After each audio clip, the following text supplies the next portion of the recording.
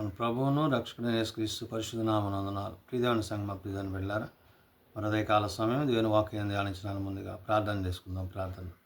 కృపగల తండ్రి, దయగల మహేశయ్య, నీ బంగారు పాదాలకు లెక్కలేని వందనాలు, స్తుతులు, స్తోత్రములు.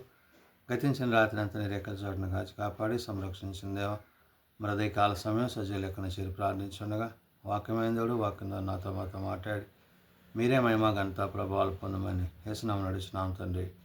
ఆమేన్.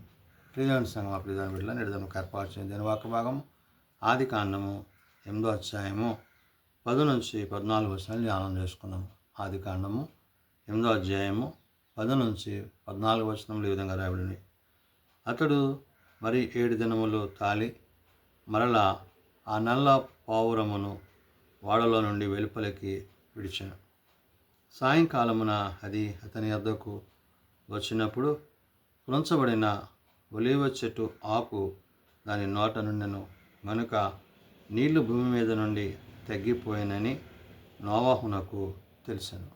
ప్రియదేవుని సంగమా ప్రియదేవుని బిడ్డలారా, జలప్రలయం తర్వాత దేవుడు నోవాహును, తన కుటుంబాన్ని, నోవాహుతో పాటు ఉంచిన సమస్తాన్ని ఎటు రీతిగా మరలా ఆయన జీవింపజేస్తున్నాడో, ఎటు రీతిగా వాటిని వాటి స్థానాల్లో ఆయన ఉంచడానికి ఇష్టపడ్డాడు.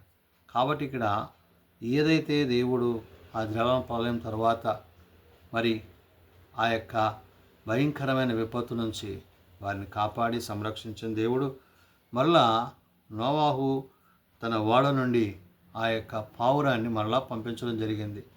మరి అంతకుముందు పంపించినప్పుడు నీళ్లు ఇంకా నందున అది నేల మీద స్థలము లేనందున తిరిగి మరలా తన యొద్దకు వచ్చింది. రెండోసారి ఇప్పుడు నోవాహు ఏం చేస్తున్నాడు? అతడు మరి 7 దినములు తాలి మరలా ఆ నల్ల పావురమును వాడలో నుండి వెలుపలికి విడిచెను. అంటే పంపించాడు ఒకసారి, అది మరి తిరిగి స్థలము లేక నిలవ స్థలము లేక తిరిగి వచ్చింది. మరి 7 దినాలు ఆగి మరలా పంపించినప్పుడు దాని యొక్క స్థితిని గురించి, అది బయట ఉన్న పరిస్థితుల గురించి తద్వారా మరి నోవాహు వింటున్న సమాచారం ఏంటది? అతడు మరి 7 దినములు తాలి మరలా నల్లపావులను వాడలో నుండి వెలుపలికి విడిచెను. సాయంకాలమున అది అతని యొద్దకు వచ్చినప్పుడు అన్నాడు. అంటే తిరిగి మరి అదంతా ప్రయాణం చేసి రాత్రికి అది తిరిగి తన దగ్గరకు వస్తున్నప్పుడు ఎలా వచ్చిందంట? అది అని అన్నాడు. సాయంకాలం అది అతని యొద్దకు వచ్చినప్పుడు త్రుంచబడిన ఒలీవ చెట్టు ఆకు దాని నోట నుండెను అంటున్నాడు. అంటే నీళ్ళు ఇంకి భూమి ఫలించడం అనేది మరలా ప్రారంభపడింది. ఆ ఫలించిన ఆ యొక్క మరి ఆ మొక్కను బట్టి, ఆ ఒలీవ చెట్టును బట్టి, ఆ ఆకునది తీసుకొని వచ్చిన విధానాన్ని బట్టి మరి నేల మీద నీళ్లు ఆరినని నోవాహు గ్రహించాడు.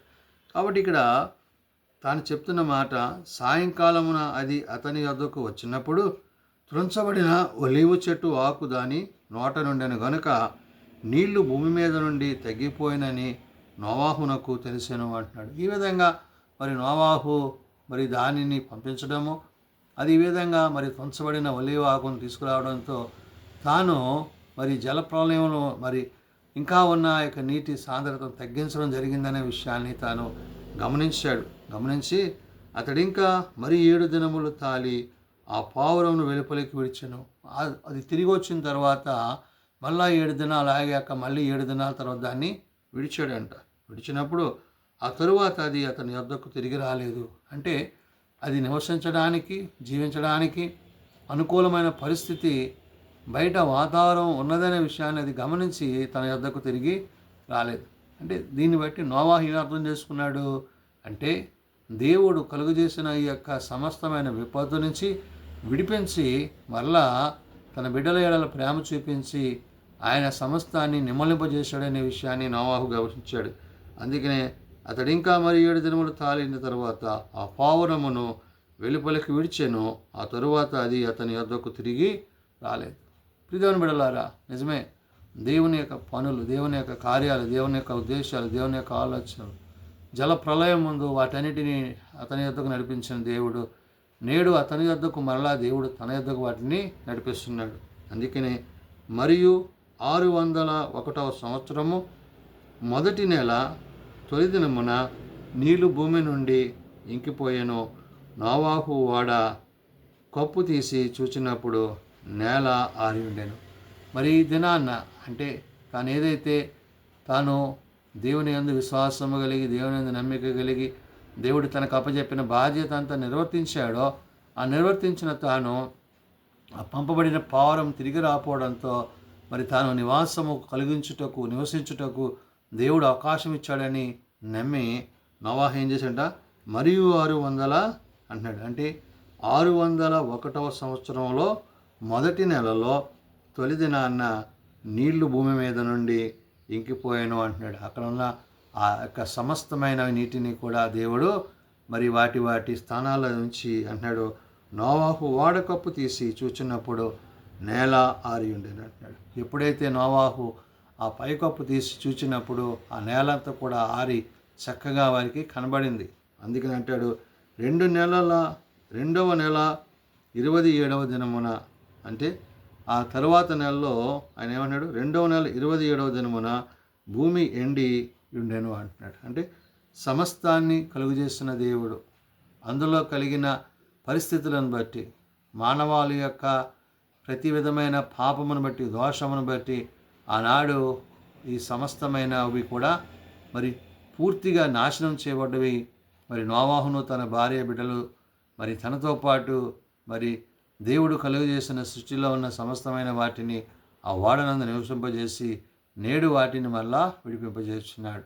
అంటే నీవు దేవుని యందు, నీవు వాక్యమునందు, నీవు విశ్వాసమునందు, నీవు ప్రేమయందు క్రీస్తుని కలిగి, క్రీస్తు మాటల చేత, ఉద్దేశాల చేత నీవు జీవించినట్లయితే ఆయన నిన్ను జీవింపజేసేవాడిగా, నీ ప్రతి అవసరత ఆయన తీర్చేవాడై ఉన్నాడు. కాబట్టి ఇక్కడ నోవాహు జీవితంలో దేవుడు చేసిన కార్యాన్ని బట్టి అతనితో పాటు ఆయన యొక్క కుటుంబాన్ని, మరి భార్యను, కుమారులను, కోడళ్లను ఏ విధంగా అయితే దేవుడు సంరక్షించి నడిపించాడో, నేడు నీవు ఆయన యందు విశ్వాసం ఉంచినట్లయితే అటు రీతిగా ఆయన నిన్ను, నీ కుటుంబాన్ని నడిపింపచేయనని వాక్యము సెలవిస్తుంది.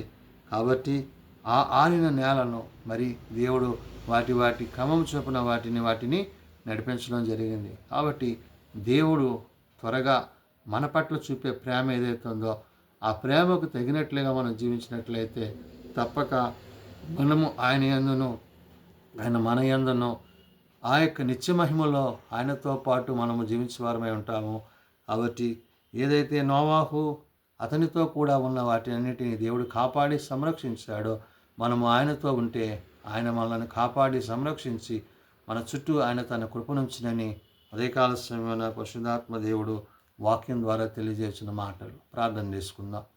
మమ్మల్ని మిక్కిలిగా ప్రేమించిన మా తండ్రి, కృపగలిగిన దేవ, నిజమే నాయన, నీవు కలిగజేసిన జలప్రలయము, అందుకు కలిగిన విపత్తు నాయన, ఆ ప్రచండమైన ఆ వర్షంలో, ఆ వరదలో నాయన అనేకము నాశనమైనవి. అయితే నాయన మళ్ళా వాటిని నిమ్మలింపజేసి మరి నీ సేవకుడైన నోవాహును తన కుటుంబాన్ని అయా నీవు నిర్మించిన ఆ యొక్క వాడను బట్టి, ఆ నిర్మాణంలో ఉన్న సమస్తాన్ని బట్టి నీకు వందనాలు. అవును నాయన, నీవు ఉన్నవాడు అనేవాడు, నిన్న నేడు నిరంతరం ఏకరీతి ఉన్నవాడు. కాబట్టి నాయన నీ కార్యములు అద్భుతములు, ఆశ్చర్యములు, అటు ఆశ్చర్యకార్య అద్భుత కార్యాలు మీరు జరిగించి మీ సహాయమునైనా మీ విడుదల మా అందరికీ అనుగ్రహించినందుకే వందనాలు. మాకున్న వ్యాధి బాధ కష్ట నష్టముల నుంచి మమ్మల్ని విడిపించి కాపాడి సంరక్షించండి. మిగిలిన వాటిని చేపట్టకు సహాయం దయచేయండి. ప్రభా, చిన్న బిడ్డలు, యవనులు, పెద్దలు, వృద్ధులు ప్రతి వారిని తరగతులు చెప్పున ఆశీర్వదించి దీవించి మీ కృపచేత కాపాడమని ప్రార్థన చేస్తున్నాం.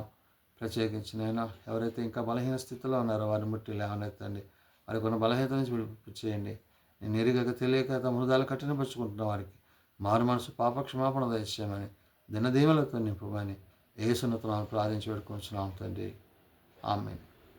పరలోకమందున్న మా తండ్రి, నీ నామం పరిశుద్ధపరచబడుగాక, నీ రాజ్యం వచ్చుగాక, నీ చిత్తం పరలోకమందు నెరవేర్చినట్లు భూమి మీద నెరవేరుగాక. మా అనుదినాలను మాకు దయచేయం. మేము అపరాధం చేసిన వారిని మేము క్షమించిన ప్రకారం అపరాధం క్షమించు. శోధనలతో ఏకాదశులను తప్పించము. రాజ్యము, శక్తి, మహిమ నిరంతరం నీవే నావు తండ్రి. ఆమేన్. మన పరమ తండ్రి దేవుని ప్రేమ, ప్రభువైన యేసుక్రీస్తు కృప, ఆదరణకర్త అయిన పరిశుద్ధాత్మ సహాయము సదాతుడైండి సంరక్షించునుగాక. ఆమేన్.